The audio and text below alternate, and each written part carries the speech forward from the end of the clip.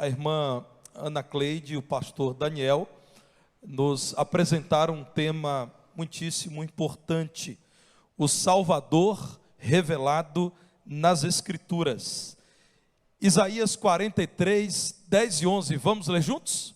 Vós sois as minhas testemunhas, diz o Senhor, o meu servo a quem escolhi, para que o saibais e me creiais, e entendais que sou eu mesmo, e que antes de mim Deus nenhum se formou, e depois de mim nenhum haverá. Eu sou o Senhor, e fora de mim não há Salvador. João 5,39. Vamos continuar lendo assim bonito, como um grande coro, o que diz a palavra do Senhor. Leamos. Examinais as Escrituras, porque julgais ter nelas a vida eterna, e são elas mesmas que testificam de mim.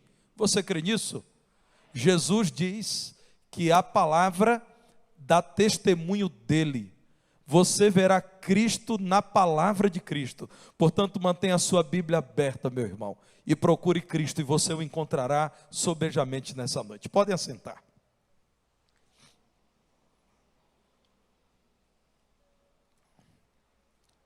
O que Isaías apresenta é a cena de um tribunal. E nesse tribunal são chamados para depor Israel e também outros povos, especialmente aqueles povos antigos do Oriente que viviam no entorno de Israel. Olhem para Isaías 43, 9, quando o Senhor diz: todas as nações reúnam-se, congreguem-se. Quem dentre eles, dentre todos os povos que aqui estão reunidos, pode anunciar as coisas que só o Deus de Israel pôde anunciar? Apresentem as suas testemunhas e por elas se justifiquem, para que se ouça e se diga: verdade é.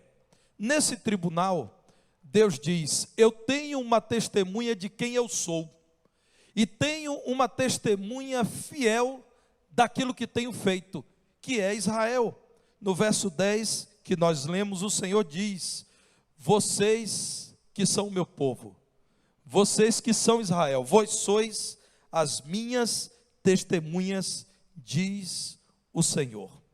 O Senhor já havia dito a Israel, naquilo que é o coração do Antigo Testamento, Deuteronômio 6,4: ouve, ó Israel, o Senhor teu Deus é o único Senhor.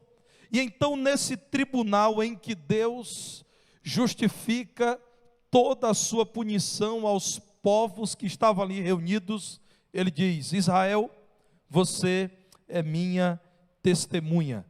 Os povos que dizem que eu te abandonei precisarão saber porque eu, mesmo não te abandonando, te puni o que eles têm como um abandono.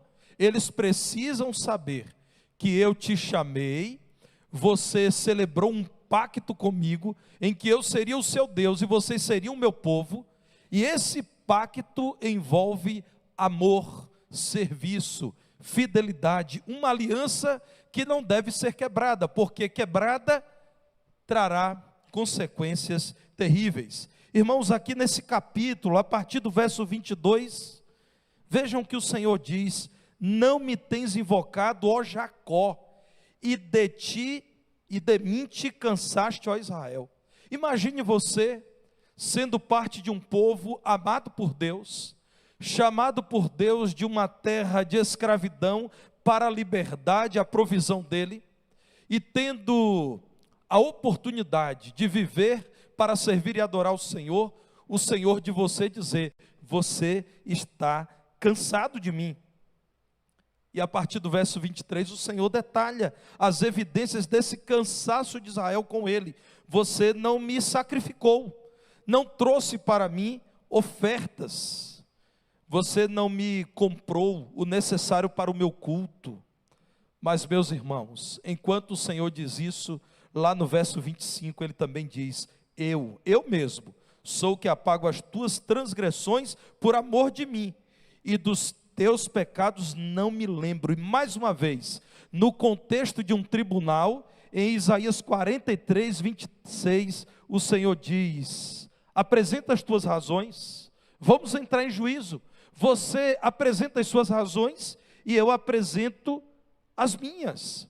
Você poderá dizer aqui, diante de todas as nações nesse tribunal, em que eu fui injusto com você, Israel. Quando me esqueci de ti, quando agi sem amor, quando fiz o mal, digam para mim e eu poderei dizer tudo o que vocês fizeram. E o Senhor então diz: eu mesmo, ainda assim, se houver em ti arrependimento, quebrantamento, mudança de atitude, eu apago os teus pecados, as tuas transgressões, e não te cobrarei isso. Teu primeiro pai pecou, os teus líderes pecaram contra mim, eles se afastaram de mim, por isso eu entreguei vocês à vergonha e ao cativeiro. Meus irmãos, o que nós encontramos na palavra de Deus é, diante desse tribunal, o Senhor deixando muito claro, por amor, por graça, que Israel não foi abandonado por ele, Israel foi disciplinado. Que o Senhor não se esqueceu da sua aliança com o seu povo, pelo contrário, o Senhor foi fidelíssimo à sua aliança, porque a aliança envolvia sim um pacto de fidelidade. Como o Senhor estimularia Israel a ser infiel, dizendo a Israel que poderia se envolver com ídolos, com práticas espúrias dos povos idólatras, e ainda assim o Senhor aprovar Israel e concordar com Israel. Nesse grande tribunal, o Senhor diz: eu quero apresentar as minhas razões. Eu puni Israel porque eu tenho compromisso com Israel, porque eu não poderia deixar Israel confiando em falsos deuses e com a minha permissão fazer com que Israel acreditasse que tudo estava bem. Na verdade, a prova de que eu não falhei com Israel é que, se houver arrependimento, eu o salvarei mais uma vez do opressor. Eu o buscarei e o amarei mais uma vez. É aqui, meus irmãos, que Deus envia consolo para Israel quando promete livrá-lo da Babilônia, o terrível império que havia anexado Israel naqueles dias, e diz: eu vou usar a Pérsia. A Pérsia será usada por mim para fazer frente à Babilônia, e eu vou entregar nas mãos deles o Egito e outras nações, para que não mais incomodem Israel. No verso 3 de Isaías 43, o Senhor diz: tudo isso eu farei, porque eu sou o Senhor teu Deus, o Santo de Israel, o teu Salvador. Dei o Egito por teu resgate, e a Etiópia e Sebá por ti. Se os irmãos olharem a história, nesse momento, Isaías está dizendo o seguinte: eu vou levantar o Império Persa para fazer frente à Babilônia. Babilônia terá que deixar Israel e vai se contentar em invadir o Egito, a quem eu também prometi punir.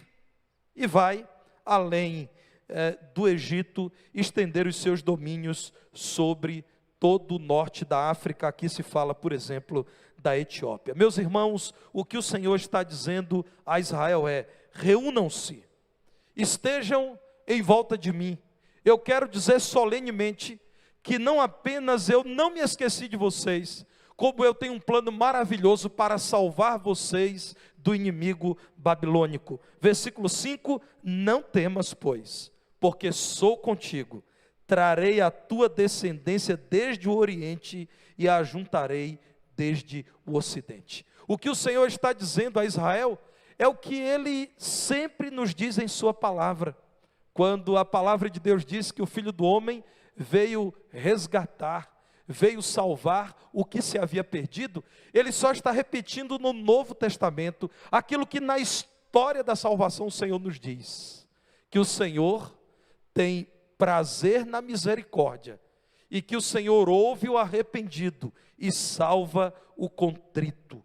No contexto dessas profecias, eu entendo que nós não estamos falando apenas de um capítulo da história de Israel, mas estamos falando da salvação que Deus estende a qualquer pecador que o busque. Versículo 11: eu, diante do tribunal aqui das nações, digo: eu sou o Senhor. Os deuses das nações são falsos, eu sou o Senhor. Somente eu posso livrar, fora de mim não há Salvador. Os deuses da Babilônia não poderão conter a minha punição contra a Babilônia. Os deuses do Egito não poderão impedir a invasão do Egito. Mas o Deus da pequenina e frágil nação de Israel pode mexer no tabuleiro da história e fazer o que lhe apraz para salvar o seu povo. Irmãos, olhem para Isaías 43:11, coloquem a lupa da fé e vejam o Senhor Jesus Cristo, Deus eterno, que se fez carne e com a sua obra dizendo-nos: eu sou o Senhor sobre a vida e a morte, o Senhor sobre toda a criação, a quem Ele sempre comandou. Mar, vento, aquietem-te, aquietem-se. Olhem para o Senhor Jesus Cristo como o Senhor que pode salvar, como o grande Salvador. Essa era a escritura que os judeus liam nos dias de Jesus. Essa era a Bíblia que os judeus tinham, o Antigo Testamento. Aliás, o livro de Isaías, irmãos, é considerado um evangelho no Antigo Testamento. É a história de Jesus, é a boa notícia de Jesus. Quem você enxerga quando abrindo esse maravilhoso livro de Isaías e lendo no versículo 53, é dito algo do tipo, Isaías 53:4, certamente Ele tomou sobre si nossas enfermidades e nossas dores levou sobre si, e nós o reputávamos por ferido, aflito, ferido de Deus e oprimido. De quem Isaías está falando? Isaías está falando de um profeta apenas? Isaías está falando de um líder de Israel, de um juiz? De quem Isaías está falando quando diz no verso 7 de Isaías 53, ele foi oprimido e humilhado, mas não abriu a boca.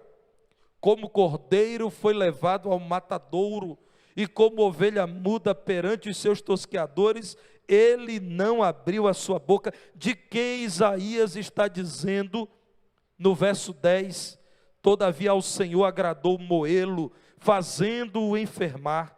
Quando der a ele a sua alma como oferta pelo pecado, verá a sua posteridade, prolongará os seus dias, e a vontade do Senhor prosperará nas suas mãos. Ele verá o fruto do penoso trabalho de sua alma, e ficará satisfeito. O meu servo justo, com o seu conhecimento, justificará muitos, porque as iniquidades deles levará sobre si. De quem Isaías está falando?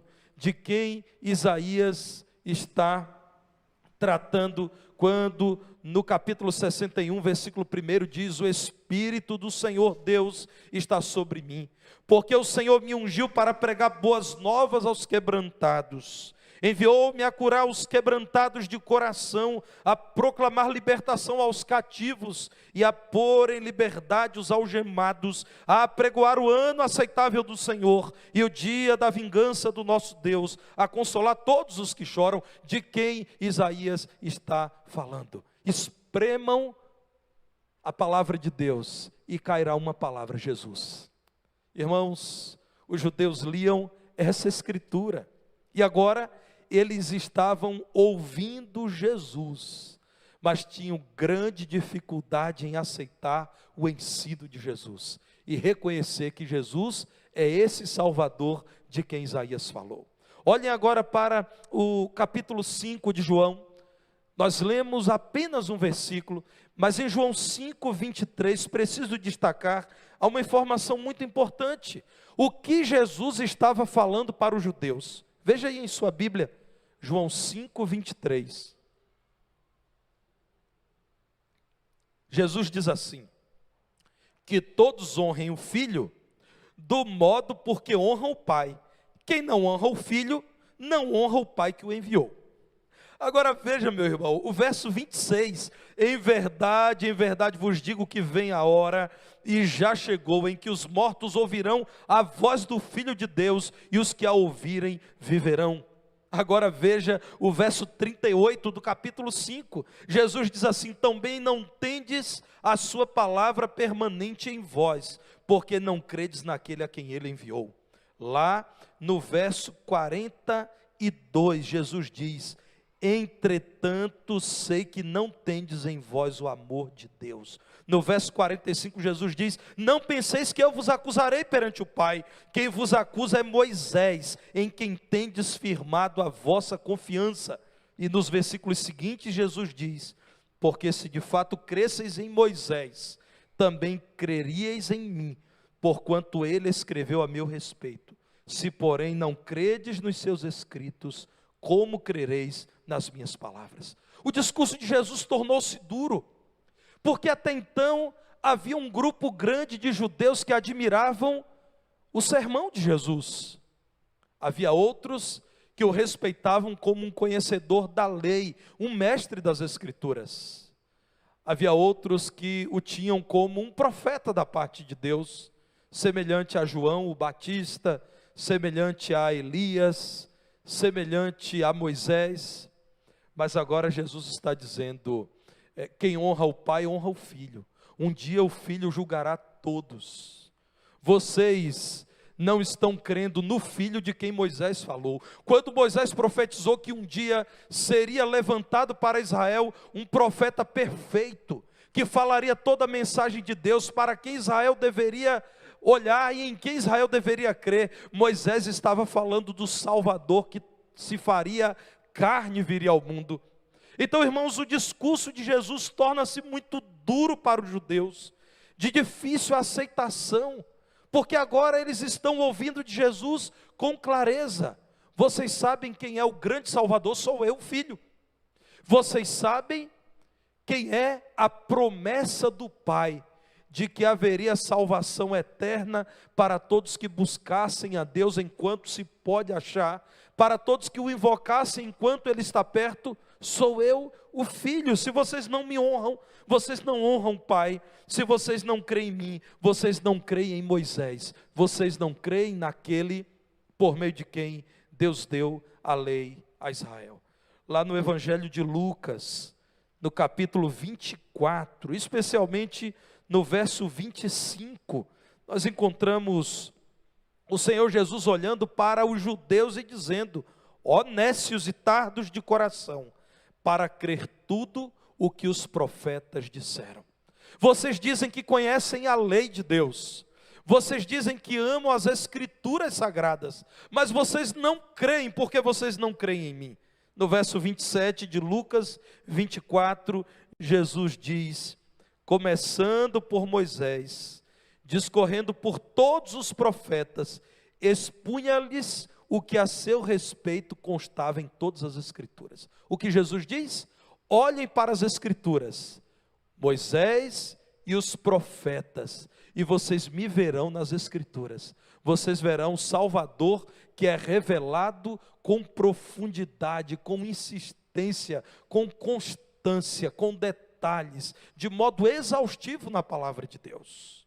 Irmãos, ainda em Lucas 24, verso 44, nós encontramos Jesus dizendo: são estas as palavras que eu vos falei, estando ainda convosco. Importava se cumprisse tudo o que de mim está escrito na lei de Moisés, nos profetas e nos salmos. O que Jesus está dizendo? Tudo o que toda a palavra de Deus diz sobre mim. Porque Jesus aqui está falando da lei, dos profetas e dos escritos. Faltou o quê? Não faltou nada. Jesus está dizendo: eu sou a chave de compreensão da palavra.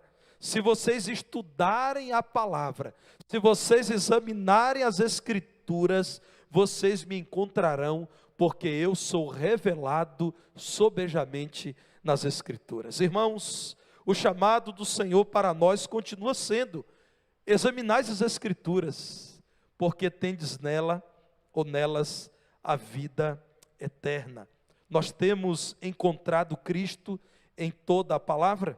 Veja o que diz 2 aos Coríntios, capítulo 3, a partir do versículo 14. 2 aos Coríntios 3, 14. Mas os sentidos deles se embotaram, dos judeus. Pois até o dia de hoje, quando fazem a leitura da antiga aliança, o mesmo véu permanece, não lhes sendo revelado que em Cristo é removido. Mas até hoje, quando é lido Moisés, o véu está posto sobre o coração deles. Quando, porém, algum deles se converte ao Senhor, o véu lhe é retirado. Ora, o Senhor é o Espírito, e onde está o Espírito do Senhor, aí há liberdade. E todos nós, com o rosto desvendado, contemplando como por espelho a glória do Senhor, somos transformados de glória em glória na sua própria imagem, como pelo Senhor o Espírito. O que o Senhor Jesus diz aos judeus, e diz com firmeza, e atrai oposição, e gera crise, e por isso é perseguido, é jurado de morte, por isso é tantas vezes caluniado, tantas vezes é confrontado, porque havia quem acreditava que o pegaria em aperto, em erro, em falha, que veria Jesus dizendo algo inconsistente. Irmãos, a pergunta de Jesus para eles é: vocês amam as Escrituras? Vocês leem a palavra? Porque se vocês leem e amam, se vocês examinam atentamente, vocês irão me encontrar, porque é sobre mim que a lei, os profetas e todos os demais escritos falam. Meus irmãos, o que Jesus está dizendo em João 5,39 é: estudem as Sagradas Escrituras, examinem as Sagradas Escrituras. O verbo aqui pode ser indicativo ou imperativo, né?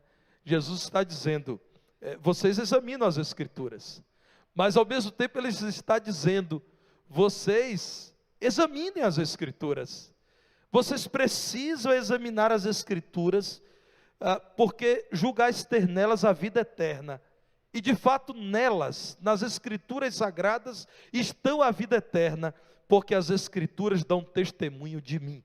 Você já olhou com cuidado para João 5,39? O que Jesus está dizendo é: eu sou o centro das Escrituras. Irmãos, quando nós lemos a palavra de Deus, nós precisamos lê-la, examiná-la à luz da pessoa e dos ensinos do Senhor Jesus Cristo, que é o Deus que sempre existiu, que é o Deus que se revelou em amor, que é o Deus que no Calvário completou todo o plano de salvação revelado em toda a história da Escritura. Não devemos esquecer que o eixo central da Escritura é o Senhor Jesus Cristo. Quem ouvia Jesus queria saber que testemunho ele teria de que ele é o próprio Deus feito em carne. E me parece, irmãos, que assim como no tribunal relatado por Isaías no capítulo 43, de novo Jesus está no tribunal dos judeus. E no tribunal dos judeus, vocês podem observar em toda a palavra, Jesus está dizendo, por exemplo, sabem João Batista, homem aprovado por Deus, reconhecido como vocês, ou por vocês como profeta de Deus, sabem João Batista que pregou o arrependimento, que pregou o batismo para aqueles que dessem frutos de arrependimento, ele deu testemunho de mim. De mim ele disse algo do tipo: eis o Cordeiro de Deus que tira o pecado do mundo. De mim ele disse coisas do tipo: o que vem depois de mim é antes de mim. Ele apareceu a vocês em carne depois de mim, mas ele existe antes de mim, porque ele sempre existiu. João Batista disse de Jesus coisas do tipo: eu não sou digno de, abaixando-me, desatar as correias das alparcas de Jesus. Vocês querem um testemunho no tribunal dos judeus de quem eu sou? Ouçam João Batista, a quem vocês tanto respeitam. Vocês querem um segundo testemunho? Vejam os sinais que realizo. Quem, além de Deus, poderia realizar tais maravilhas? Nós sabemos, irmãos, nenhum ser humano pode determinar que um cego veja, que um morto volte a viver. Somente Deus pode fazê-lo. Todas as vezes que Jesus curou, quando Jesus ressuscitou Lázaro, quando Jesus multiplicou pães e peixes, na verdade ele estava dizendo: eu mesmo sou o Senhor, e fora de mim não há outro Deus. Quem, meus irmãos, pode mexer no sobrenatural, além do Deus eterno, Criador e sustentador de todas as coisas? Mas Jesus diz mais: aí no tribunal de vocês, olhem para a palavra, e a palavra dá testemunho de mim. Olhem para a minha vida, olhem para a minha obra, e eu os desafio a dizerem que eu não estou revelado nas Escrituras. Esse é o nosso convite para você nessa noite. Olhe para a palavra de Deus, e não enxergue a Bíblia como uma coleção de histórias aleatórias, mas como um livro extraordinário, escrito por aproximadamente 40 pessoas usadas por Deus, ao longo de aproximadamente 1.700 anos, pessoas que falaram línguas diferentes, viveram em lugares diferentes, em contextos diferentes, mas disseram absolutamente a mesma coisa. É impressionante a unidade da palavra de Deus. Não é possível crer que a Bíblia é um livro com uma unidade tão impressionante e descrer no poder de Deus, que a preservou. Você sabia que, do ponto de vista científico, a Bíblia é o texto antigo mais confiável que a humanidade tem? Por exemplo, os escritos de Platão, que do modo geral todo mundo na escola estuda e sai por aí dizendo: olha, o mito da caverna de Platão diz isso. 7 cópias existem, antigas. Novo Testamento, irmãos, o Antigo Testamento, estão cientificamente datados ou reconhecidos como documentos que têm 99,95% de confiabilidade. Talvez você, nesse momento, não atente para a importância disso. E eu quero lhe falar sobre a importância disso. É que nós, os cristãos, quando dizemos a quem descrê da Bíblia, a quem ataca a Bíblia, que ela é a palavra de Deus, e falamos da sua inerrância, e falamos que a palavra de Deus, que a Bíblia é infalível, e quando nós dizemos que por ser inerrante e infalível, é inspirada e por isso é suficiente para nos orientar na fé, muitas pessoas então não nos ouvem com atenção, porque dizem: isso é matéria de fé. Eles creem que a Bíblia é tudo isso, mas nós não somos cristãos, nós não pensamos assim, nós não cremos assim. Isso é para cristãos, acreditar que a Bíblia não falha, que a Bíblia não erra, que a Bíblia é suficiente para orientar na fé. E nós, que não somos da fé, o que temos com isso? Por que nós daríamos atenção à Bíblia?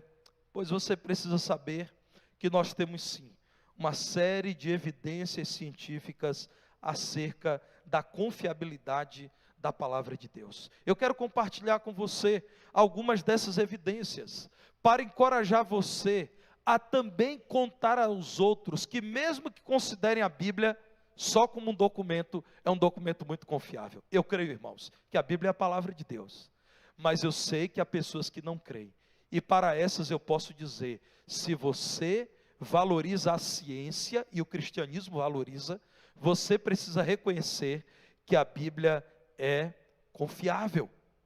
Eu mesmo fui aluno de um professor que se identificava como agnóstico, e ele dizia: se Deus existe, não é possível provar a existência dele, mas se ele existe, alguém vier a provar, eu não tenho problema com isso.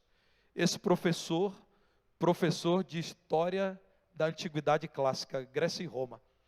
Então, no primeiro dia de aula, ele dizia: todos vocês tragam uma Bíblia para as aulas. Nós, os crentes, ficávamos animados. Os descrentes ficavam confusos. E ele dizia, olha, eu não creio na Bíblia como palavra de Deus, não. Isso aí que crente diz. Mas é o documento mais importante que a humanidade tem para se falar dos hebreus, dos babilônios, para se falar dos egípcios e de tantos povos acerca dos quais pouco foi escrito. Você sabia, meu irmão, que a palavra de Deus, sendo analisada por ciência, sendo analisada por áreas da pesquisa histórica e literária, como a manuscriptologia e a bibliologia, que estudam documentos que foram escritos à mão, que estudam documentos que são reunidos como Bíblia, podem dizer que, comparada com textos que ninguém questiona, a Bíblia é muito mais confiável. Lá vai o primeiro dado. O Codex Clarkianus 39 contém textos de Platão de 902 a 932 depois de Cristo. Está a 1200 anos da sua composição. Os papiros de John Hyland, P52, conhecidos como fragmentos de São João, é o Evangelho de João, capítulo 18, versos 31 a 33, 37 a 38, está apenas 100 anos distante do seu autor. O que acontece? Acredita-se na confiabilidade dos escritos de Platão, sendo que o documento mais próximo que existe do seu autor é de 1200 anos. O documento que temos preservado mais próximo de João, o autor do Evangelho, tem uma distância de vida de João de apenas 100 anos. João escreveu, cópias foram feitas, profissionais que viviam disso, copiavam à mão o texto, pois nós temos preservado partes do Evangelho de João com uma distância de apenas 100 anos da morte de João. Qual o texto dos seus livros de história você tem que possa dizer que a fonte é tão próxima da vida do seu autor? Os papiros de Martin Bodmer, P66, encontrados no Egito em 1952, contêm trechos do Antigo e do Novo Testamentos e datam de 200 depois de Cristo. Textos do Antigo Testamento com menos de 200 anos de distância do ministério do Senhor Jesus Cristo. Meus irmãos, vamos pensar bem, ainda sobre Platão. Eu disse 7 cópias dos manuscritos mais confiáveis. Eu não vejo ninguém dizendo que Platão não existiu, ou que os escritos de Platão são uma fraude. No mundo todo, nós temos apenas 7 cópias desses manuscritos que foram datados de 1200 anos depois de Platão. Mas vamos falar da palavra de Deus? O Novo Testamento possui 5.600 cópias em grego. Vou repetir. 5.600 textos em grego. Grego koiné. O grego popular, que é a língua original do Novo Testamento. Nas línguas siríaca, latina, copta e no aramaico, 19.000 cópias do Novo Testamento, de partes e por vezes de textos inteiros. A confiabilidade, quando nós levamos em conta a qualidade das cópias que são traduzidas e que temos aqui em nossas mãos hoje, como eu disse, é de quase 100%. 99,55% de confiabilidade. A variação entre as cópias é mínima, irmãos. Às vezes é uma aspiração, um pequeno sinal. Meus irmãos, o Novo Testamento pode ser declarado como puro. Não existe um outro texto tão antigo quanto o Novo Testamento que possa argumentar que existem tantas cópias próximas da vivência dos seus autores, dos seus escritores, e que essas cópias, mesmo sendo milhares, concordem tanto entre si. Nos escritos do Mar Morto, irmãos, encontrados século passado, as partes de Isaías são exatamente aquilo que nós temos em nossa Bíblia. Você vê a mão de Deus nisso? Eu vejo. Deus preservando a palavra dele. Deus usou os escritores, mas Deus também tem preservado os escritos desses homens. Você precisa dizer com firmeza, com alegria, com louvor a Deus: a fé cristã não está baseada numa fraude histórica. Meus irmãos, quem estuda história sabe qual é o personagem da história que possa dizer que centenas de testemunhas registraram um fato importante da vida dessa pessoa. A ressurreição de Jesus conta com a confirmação de mais de 500 testemunhas.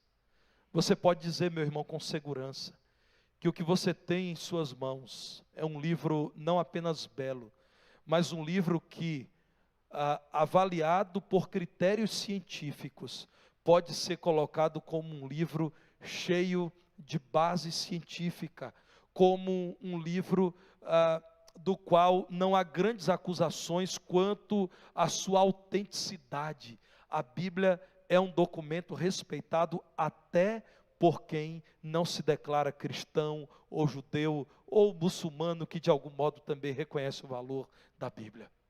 Nós lidamos com o problema das redes sociais, em que facilmente alguém que sequer leu toda a Bíblia e que não conhece a história da formação do cânon, a história da formação do texto sagrado, e que não conhece fontes acerca dos seus autores, rapidamente conclui que a Bíblia não é um livro confiável. Nós sabemos, a palavra de Deus é um livro confiável, e a orientação do Senhor Jesus é: examine as Escrituras, porque vocês encontrarão nelas salvação, vida eterna, e essas Escrituras falam do Salvador. Nosso irmão Martinho Lutero, tradutor da palavra de Deus para a língua popular alemã nos seus dias, disse o seguinte: não há nenhuma palavra na Bíblia que seja extra crucem, duas palavras da língua latina, que possa ser entendida sem referência à cruz, que esteja fora da cruz. Não há nenhuma palavra na Bíblia que possa ser entendida sem referência à cruz de Jesus. Os irmãos encontrarão Cristo em toda a palavra. Quem é Ele? Quando Isaías diz: apresentem as suas razões diante de Deus, e Ele falará. E o Senhor diz: eu sou o Senhor, e fora de mim não há Salvador. É o Senhor Jesus Cristo que é um com o Pai, dizendo: eu sou o Salvador. Vejam o Evangelho de João, quando no capítulo 1 de Jesus é dito que no princípio era o Verbo, a palavra de Deus em ação, a palavra que se fez carne. O Verbo estava com Deus e o Verbo era Deus. Ele estava no princípio com Deus.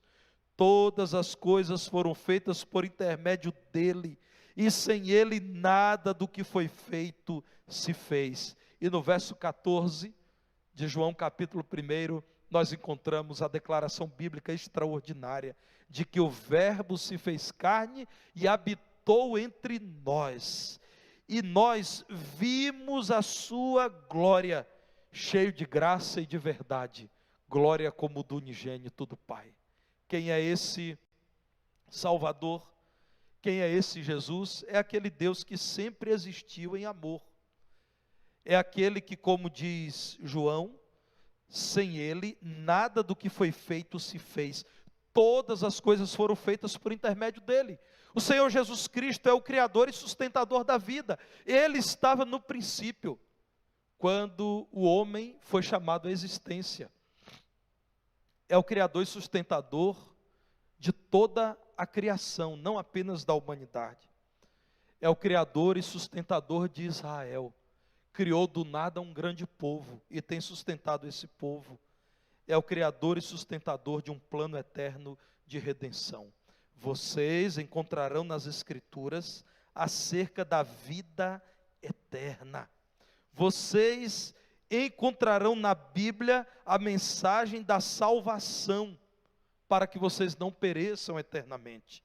E são essas Escrituras que dão testemunho de mim. Jesus, irmãos, não é apenas o Deus que sempre existiu em amor, que amou e criou o homem, a nação de Israel, o plano de redenção. É o Deus também que se revelou em amor. Nós não concordamos com o deísmo, aquela declaração de que existe Deus, mas Ele não se envolve com a humanidade. Nós cremos num Deus que, cheio de graça, se envolve com aqueles a quem Ele criou.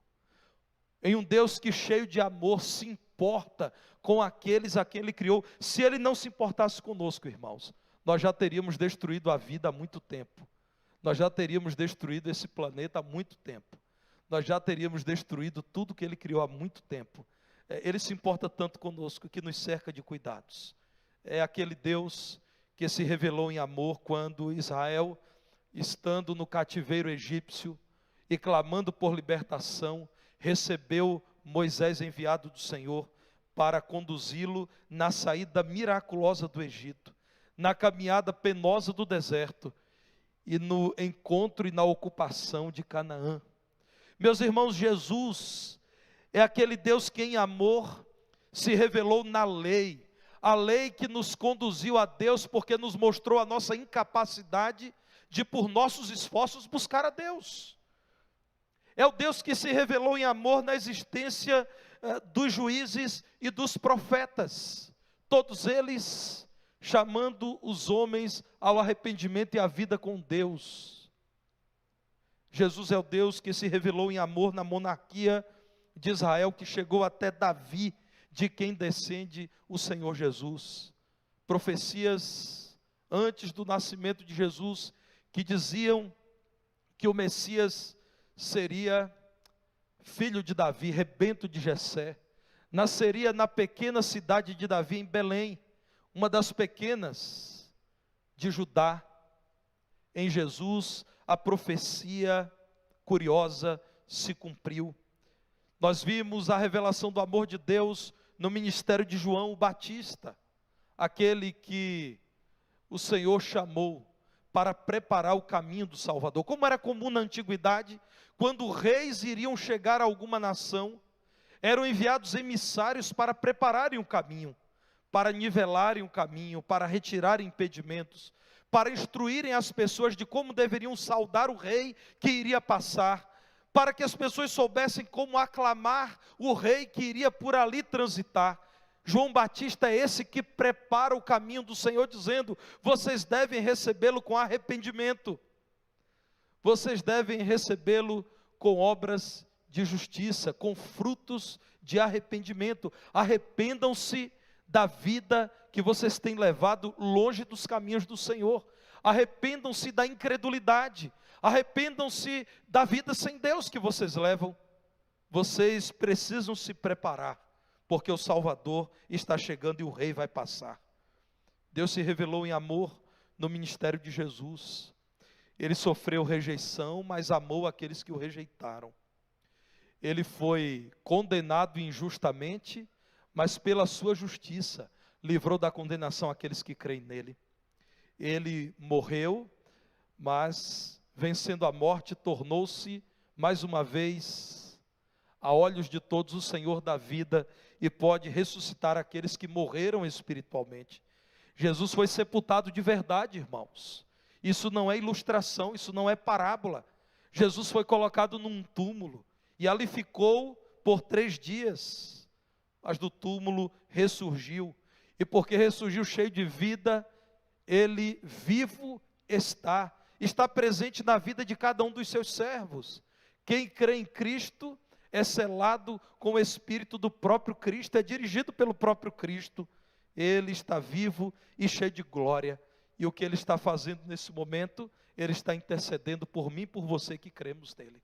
Há muitos cristãos que dizem: Jesus Cristo me salvou da perdição, me salvou do império das trevas, me salvou da triste sujeição ao pecado, mas eles não sabem dizer o que Jesus está fazendo hoje. Jesus está à direita do Pai, intercedendo por mim e por você. Jesus está cheio de glória, à destra do Pai, e Ele por nós intercede, Ele se importa conosco. Meus irmãos, Jesus é o Deus que revelou-se na história em amor. Olhe para a história da revelação bíblica e você verá atos de amor de um Deus que, cheio de amor, foi capaz de disciplinar, porque tinha compromisso com o povo que dele se afastou, mas foi capaz de perdoar, porque nunca partiu dele o desejo de quebrar a aliança feita com o seu povo. O que você faz com todo esse conhecimento da palavra de Deus, acerca do amor de Deus por você? O que você tem feito com tudo isso? Isso tem gerado em você uma segurança fora do comum, de alguém que diz que é isso. Eu não posso viver como alguém cheio de baixa autoestima, porque o Deus de toda a terra, abaixando-se para ver se haveria alguém que poderia me salvar, e não encontrando um homem que poderia me salvar, Ele mesmo armou a sua tenda entre nós e me salvou pelo seu trabalho no Calvário. Ele fez tudo isso por mim, Ele me ama. Eu não sou qualquer coisa. Quando você é maltratado por conta da cor da sua pele, ou da sua origem étnica, ou por conta do seu emprego, ou do seu sobrenome, ou do lugar em que você vive, você tem olhado para esse mundo mal e tem dito: não é verdade, eu sou grande coisa, porque Jesus Cristo carregou sobre si a dura pena que era minha, porque Ele muito me amou. Você tem crido nisso, meu irmão? Você tem olhado para todos esses atos revelados do amor de Deus e tem concluído que Deus se importa com você? Que Ele não te esqueceu? Que Ele não se esqueceu daqueles a quem Ele criou a sua imagem e semelhança? Você tem olhado para toda essa linda história da Bíblia e tem feito com que isso transforme radicalmente a sua vida e você possa pensar que, se Deus tudo fez por você, e sem amor tudo isso ofereceu a você, você precisa, em resposta de gratidão, oferecer a sua vida, a sua devoção, a sua fé, todo o seu entendimento, todo o seu coração nas mãos dele.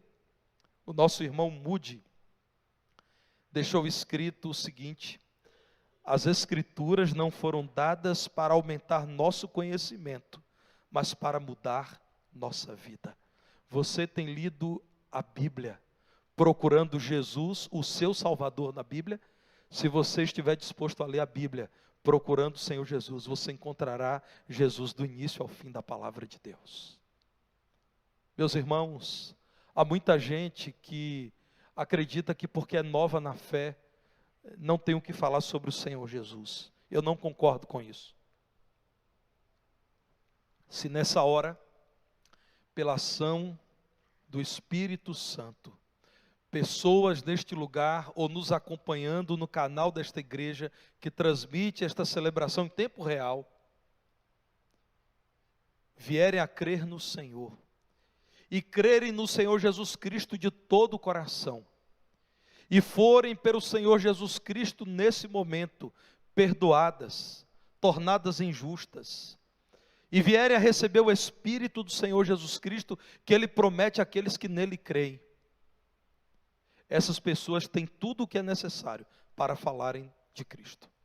Se você, nessa noite, você que ainda não é um crente, não é um discípulo de Jesus, vier a crer nele, e Jesus Cristo passar a habitar em você como Ele promete, em quem vós estáis, depois que ouvistes a palavra da verdade, o evangelho da vossa salvação, e tendo nele crido, fostes selados com o Espírito Santo da promessa. Olhe para Efésios 1:13, isso está escrito lá. Você estará pronto para sair daqui. E ao encontrar a primeira pessoa no centro desta cidade, onde nós estamos, falar de Cristo com poder, o poder do Espírito. Há muita gente que acredita, irmãos, que precisa ter todo o conhecimento da Bíblia, que nem os mestres da igreja têm, todo o conhecimento não tem, para que possam falar de Cristo. As Escrituras não foram dadas para aumentar o nosso conhecimento, mas para mudar nossa vida. Examinais as Escrituras, porque julgais ter nelas a vida eterna. Certo homem simples, pobre, de pouca leitura, não teve grandes oportunidades de estudar, começou a trabalhar muito cedo. Esse homem muito simples entregou a vida ao Senhor Jesus Cristo. E ao chegar no seu local de trabalho, identificar-se como crente em Jesus, um chefe ao ouvir daquilo, na hora do café, passou a perguntar para ele: você acredita mesmo na Bíblia? Você acredita em coisas do tipo que um peixe tem engolido Jonas e que Jonas não morreu e que vomitou Jonas vivo? E você acredita nessas coisas? E aí ele pensou e disse assim: olha, chefe, eu não sei dizer ao senhor dessa história de Jonas, eu nem li ainda. Eu só sei dizer o seguinte: eu era um pecador que vivia nos bares, gastando o dinheiro da família, e chegava em casa, e lá eu maltratava a minha esposa. E Jesus transformou a minha vida, isso eu sei dizer. E então aquele homem continuou, o chefe insistiu: você acredita mesmo que Jesus transformou água em vinho? Não é possível isso. Do ponto de vista químico, isso não é possível. E aí aquele homem novo convertido disse: olha, eu vou então finalizar dizendo ao senhor o seguinte: eu não sei dizer desse processo de transformação química. Eu não sei dizer exatamente se Jesus transformou a água em vinho, mas lá em minha casa ele transformou cachaça em pão para minha família, porque ele me libertou da cachaça e agora o dinheiro é para alimentar os meus filhos. Eu sei dizer que Jesus transformou a minha vida e a minha casa. Irmãos, nós precisamos nos lembrar que examinamos as Escrituras, porque nelas encontramos a maior bênção e a maior necessidade da humanidade: certeza de vida eterna. E precisamos comunicar isso às pessoas. Olhem para as Escrituras, e porque elas existem, para dizer à humanidade: Deus não se esqueceu de vocês, os ama, e com grande amor se fez carne na pessoa do Salvador Jesus, a quem damos todo louvor. Meus irmãos, Jesus é o Deus que garante redenção por amor. Eu sou o Senhor, Israel, e fora de mim não há Salvador. O Senhor de fato livrou Israel da Babilônia. Inacreditavelmente, Israel escapou das garras do opressor babilônico, mas essa não é a maior notícia da Bíblia. A maior notícia é que um Senhor muito mais cruel, Satanás, nos tinha sob o seu domínio, porque éramos escravos dele, e nós não tínhamos a oportunidade de encontrar libertação, porque escravo não tem poder para se libertar. E o opressor, sempre cercado de muitos dos seus auxiliares, nos mantinha sob o seu domínio. Cristo Jesus, pelo seu sangue, pagou o preço da nossa redenção, nos resgatou desse terrível senhor do mal, nos transformou agora em servos dele por amor, e colocou em nós, pelo seu sangue, a marca dele, dizendo: é meu. Satanás nunca mais será dono desse. Olhe para as Escrituras e veja a promessa do Senhor Jesus Cristo. Em 1 de João 2,25, Jesus diz, por meio do apóstolo João: esta é a promessa que Ele mesmo nos fez, a vida eterna. Qual é a grande promessa que Deus fez a você por amor? A vida eterna. Qual é a grande promessa de Deus para você? Salvação. Ele salvou Israel do inimigo babilônico, mas Ele salva você do inimigo maior, que é Satanás. E por que Ele te salva? Porque Ele te ama, a você que nele crê, para livrá-lo da condenação eterna e dar-lhe vida eterna. O ser humano não é capaz de, nesse mundo, conhecer qualquer delícia, qualquer alegria, conquistar qualquer bem, que possa de longe se comparar com a maravilha da vida eterna, com Cristo Jesus, nosso Senhor, livre da morte, livre da dor, livre do pecado, livre do mal, eternamente com o Senhor nos céus. Essa é a promessa a quem crê, e a grande bênção da vida cristã. Meu irmão, a vida cristã contempla muitas bênçãos. Por exemplo, a alegria de saber que você é parte do corpo de Cristo, a igreja. Aliás, não é possível que alguém creia em Cristo e despreze aquela por quem Cristo deu a sua vida, que é a igreja. Jesus amou a igreja. Quem despreza a igreja, despreza Cristo. É uma maravilha ser parte da igreja. Há muitas bênçãos na vida cristã, como o casamento. A maravilha de casar com alguém por amor.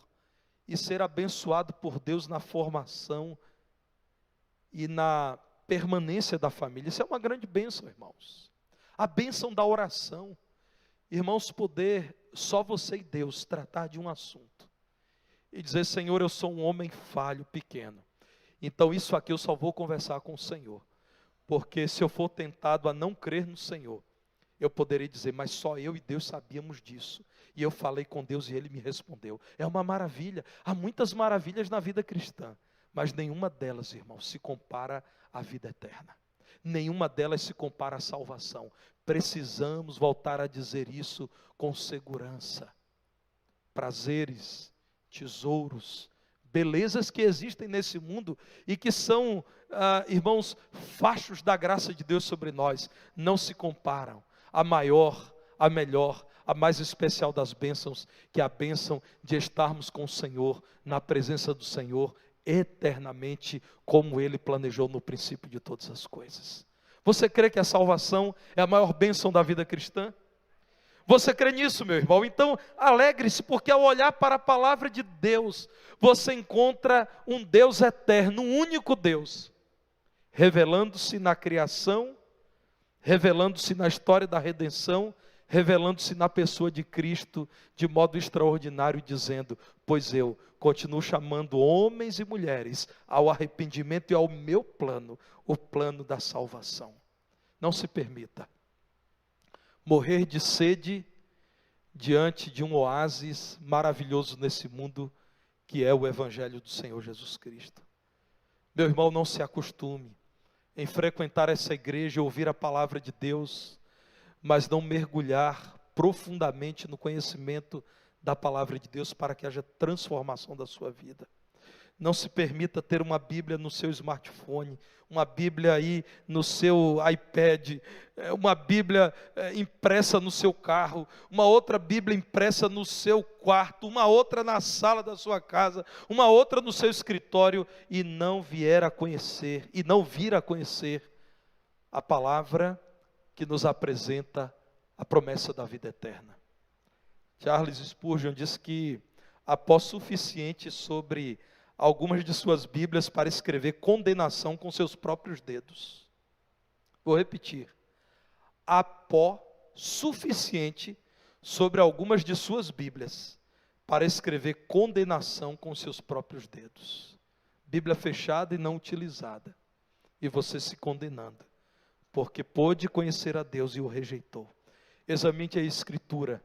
Nela você encontrará a vida eterna, você encontrará Jesus. Examine a Escritura, você encontrará Jesus, em quem temos salvação eterna. Que Deus, em sua graça, continue dando aos irmãos muitas oportunidades para que sejam encorajados a abrir a palavra de Deus, a estudar a palavra de Deus, a amar a palavra de Deus, a obedecer a palavra de Deus, a compartilhar a palavra de Deus, a difundir a palavra de Deus, a patrocinar a tradução e a difusão da palavra de Deus, a valorizar a palavra de Deus, a proclamar a beleza da palavra de Deus, a dizer a todos que você foi transformado pelo poder do Evangelho apresentado na palavra de Deus. Olhe para a palavra de Deus e você verá revelado com clareza o Salvador Jesus, o Deus que sempre existiu e que tem sustentado todas as coisas, e que com amor nos convida